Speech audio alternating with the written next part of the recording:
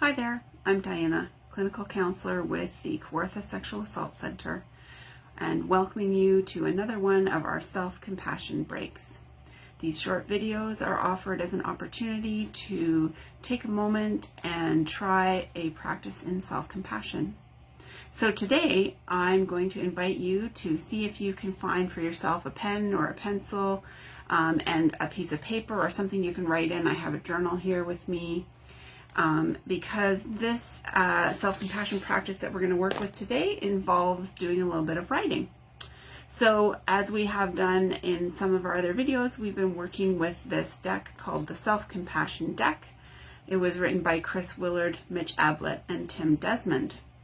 And the card that I've picked to work with for this video is called the Storyteller. What old story do you tell about yourself that's stuck on repeat? Could you take a moment and write down the more compassionate version? So this is something that I sometimes notice in people that I work with at the center and even in my own life. I think that we all can do this, where we tell ourselves stories about ourselves, and over time those stories start to feel more and more true sometimes, and we sort of take them for granted that that's really the whole truth of who we are. That one perspective that kind of got reinforced over time. And so sometimes when we can take a step back and have a look at what is the story I'm actually telling myself or about that event that I went through, or about how I coped in a certain situation, what is that story? How has that maybe gotten set in stone? And maybe it's time for a rewrite of that story, for a chance to sort of take a step back and reflect and try to look at it from a different perspective. So I'll read the suggestion again. What old story do you tell about yourself that's stuck on repeat? Could you take a moment and write down the more compassionate version?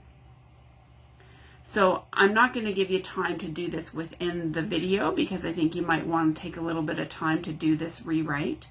But if you're not sure where to start, one way to try to tap into a more compassionate perspective, or a way of viewing yourself and in that experience with more kindness, might be to consider if you were observing a friend or a child or somebody that you really care a lot about going through that same thing that you went through, or acting in those ways that you acted.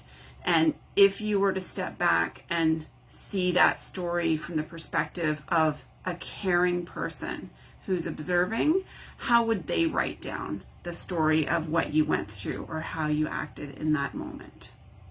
So that might be helpful to try to tap into a sense of looking at that story in a fresh way and from a bit more of a compassionate perspective. So I'm going to leave that suggestion with you today. Hopefully you've wrestled yourself up a pen and some paper, and you can take some time to explore this self-compassion practice. And I hope that it brings you some new insights into your experience. So have a great rest of your day, and we'll see you again on a self-compassion break.